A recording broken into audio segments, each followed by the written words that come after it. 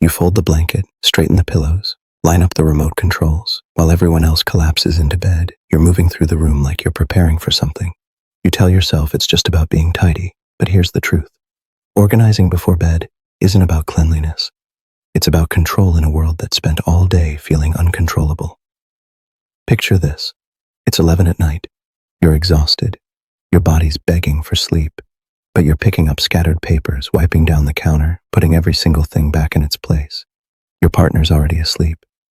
The house is quiet, and you're still moving, still fixing, still arranging. When you finally crawl into bed, there's this weird relief. Not because the room looks better, because something finally feels manageable. Here's what's really happening. That nightly ritual isn't about the mess. It's a psychological reset button. Your brain spent all day processing information it couldn't organize, difficult conversations, looming deadlines, emotions you didn't have time to feel. So when the world goes quiet, you instinctively reach for something you can organize. The external order creates internal calm. You're not being obsessive. You're being brilliant. Your nervous system learned that when nothing else makes sense, at least the physical space can. And we're about to break down exactly why this works and why it says something deeper about how you process the world. Number 1, you're translating emotional chaos into physical order. When your mind feels cluttered with unprocessed stress, your hands need something to fix. Organizing becomes a language your nervous system understands. It's like your brain is saying, I can't sort through my feelings right now, but I can sort through these books. You're not avoiding your emotions. You're externalizing them so they feel less overwhelming. The mess isn't the problem. The mess is the metaphor. Number 2, your nervous system needs proof that you can handle things.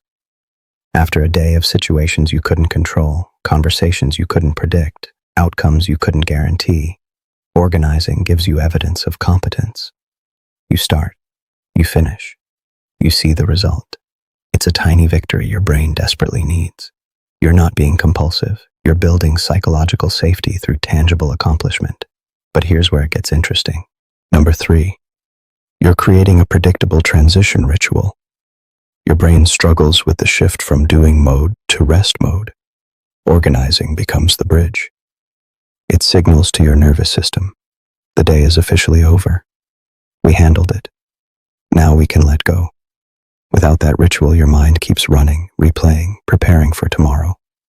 The organizing isn't procrastinating sleep. It's permission to finally stop. You're not wired wrong. You're wired to need closure, and this gives you that.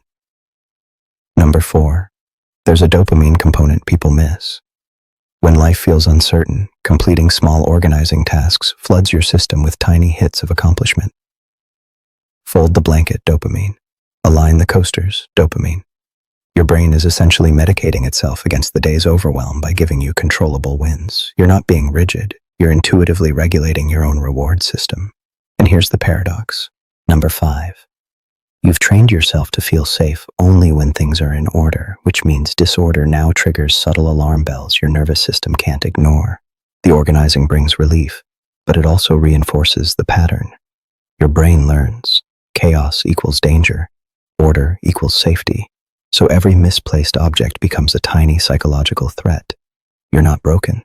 You're operating from a nervous system that's trying to protect you by demanding predictability. And that brings us to the beautiful contradiction. Here's the beautiful contradiction. You're both deeply sensitive and incredibly strong.